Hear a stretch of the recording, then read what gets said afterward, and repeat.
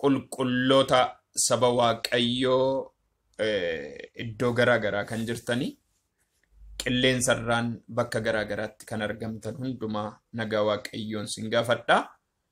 Nagaa waaqayyoo haalaa fi iddoo jirtan hundumaatti isiniif haa ta'u jechaa ani maqaan koo Paaster Yaadasaa Gaariin jedhama. Hundeessaa fi abbaa mul'ataa waldaa kiristaanaa gaaddisa dhaloota addunyaa jedhu hundeesse kan hin jiru. Lafa hundumaa sagaleen kun dhagaamutti erga onlaayinii irraan gadhiifnu immoo iddoo fi qixa jirtanitti akkasiin qaqqabu abdii fi amantii guddaan qaba.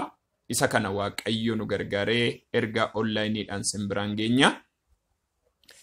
Inni karaa hundumaa nu gargaare waaqayyo galata argatu. Waaqayyo gaariidha.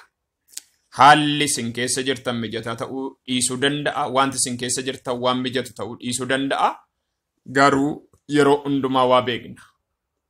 Inni abdii dhalootaa ta'e waaqayyo iddoo hundumaatti nu wajjin jira. Namoonni iddoo garaa garaatti dhiphachaa jirtan, rakkachaa jirtanii harki waaqayyo dhufee akkasiin furu beekuun barbaachisaadha. Maaliif yoo jettanii waaqa cal jedhu hin qabnu, waaqa namaaf dubbatu, waaqa nama gargaaru qabna. Isa kanaan waaqayyo galata argatu. Lafa jirtanitti sagalee kanannaa dhaggeeffattanii harki waaqayyo akkasiin bira ga'u nan beeka.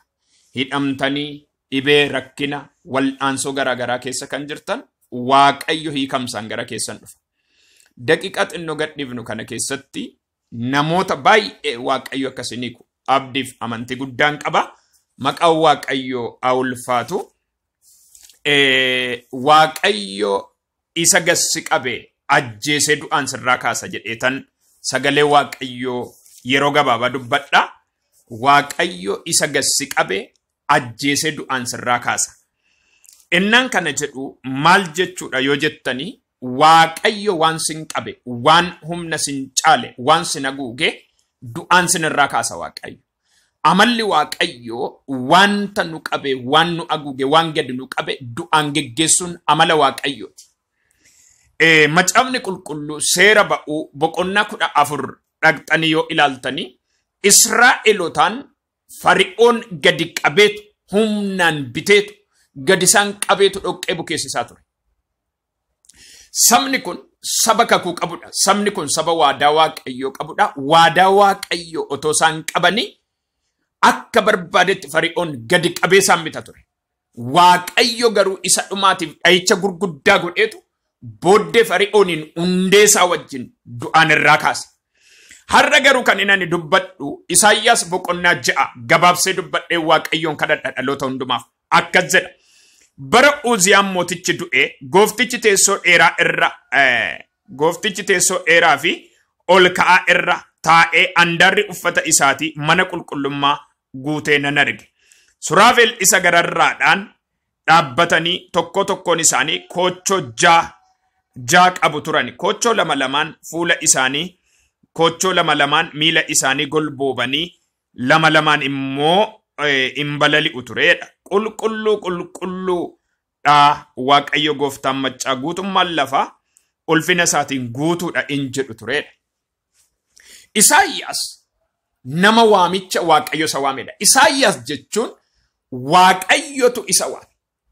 Isaayyaas jechuun tajaajilaa waaqayyo, hojii waaqayyo waamamedha. Haa ta'u malee Isaayyaas kuni boqonnaa 1 irraa kaasee yoo ilaaltan Isaayyaas macaafa isaa keessatti wanti kutaan macaafa kana gargar kutu iddoo tokkotti kitaaba isaa bakka lamatti hireeti ilaala. Yookiin immoo iddoo lamatti irree ilaalla. Isaayyaas irra jireessa isaa bara firdii waaqayyo akkuma ni dubbatu bara araara waaqayyo yookiin immoo dhiifama waaqayyoos iddoo lamatti hiree dubbata Isaayyaas.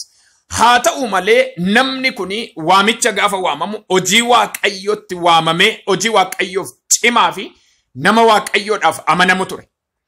Haa ta'u iyyuu malee Isaayyaas kun ofuma isaatii waaqayyo eenyuun hin ergadha jedhee gaafa inni dubbatu ani siifan ergamaa, ani siifan deemaa, waadaa iddoo ati na ergu barbaadde hundumaa siifan deeman nanni jedhu argitu.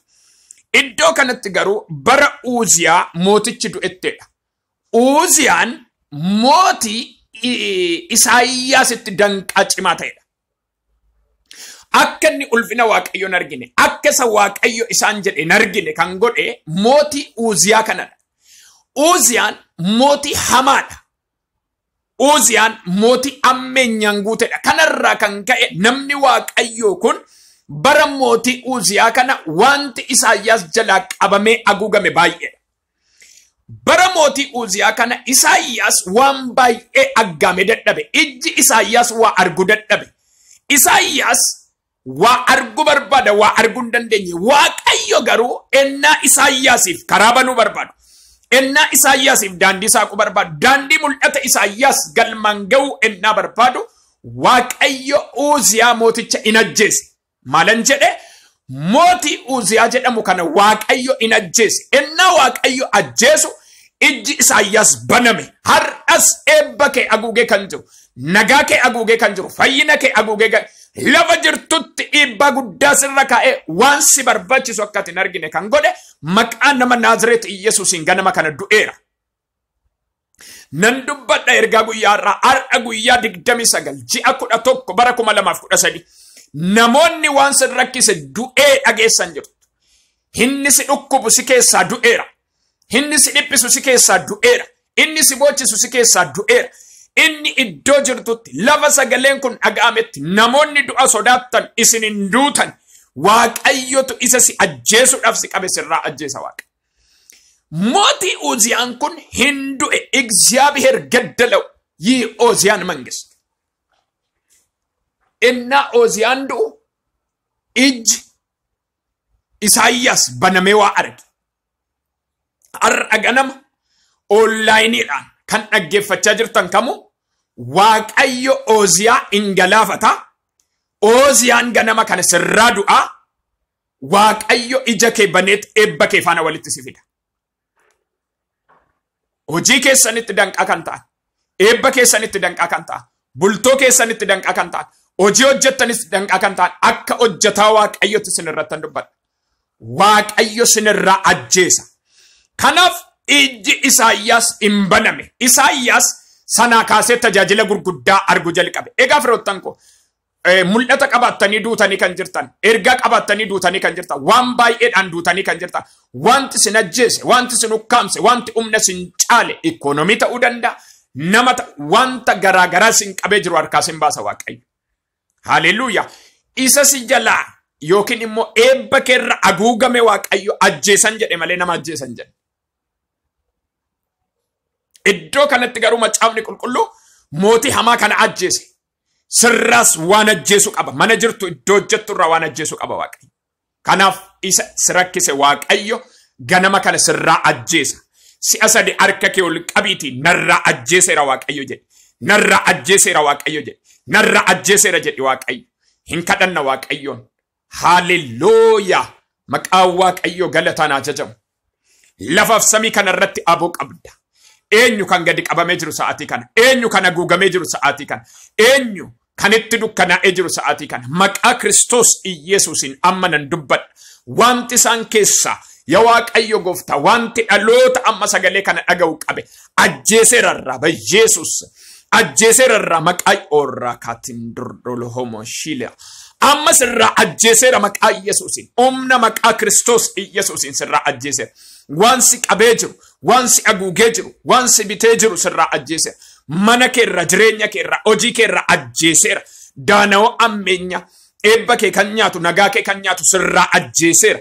Gola jirtanitti sinirraa ajjeeseera. Har'a ol jechuun siif haa ta'u, har'a ba'uun siif haa ta'u, har'a hiikamuun siif haa ta'u. Haleluuyaa. Lafa sagaleen kun dhaga'ame kamittuu wansi ajjeese si keessaa ajjeeseera. Dhukkuba haa ta'u, rakkina haa ta'u, harka dhabuu haa ta'u, waan gadi si qabee jiru hunduma maqaa Kiristoos Iyesuusiin sirraa ajjeeseera. Waaqayyo ibiddaan dhaloota kana dhaggeeffatan gargaara. Ibiddi kee wajjin haa ta'u, harki kee wajjin haa ta'u, dhoowwaa tokko malee maqaa Yesuus Kiristoosiin irree waaqummaa keen isaan gargaara. Harki kee amanamaan isaan biraa ga'u. Waan kana gooteef ulfaadhu. Egaa amma dhiphoo garaa baatanii kan jiran maqaa Iyesuusiin himannaa garaa kan qaban yaa Waaqayyo jallinni garaa kan isaan qabee jiru wanti garaa dhiibbaa kan isaan irra gochaa jiru maqaa Iyesuusiin irraa garagalcheera. Maqaa Iyyeesuusiin irraa garagalcheera. Maqaa Iyyeesuusiin irraa garagalcheera. Harki keessan faanaa ta'u. Ameen. Eebbifama.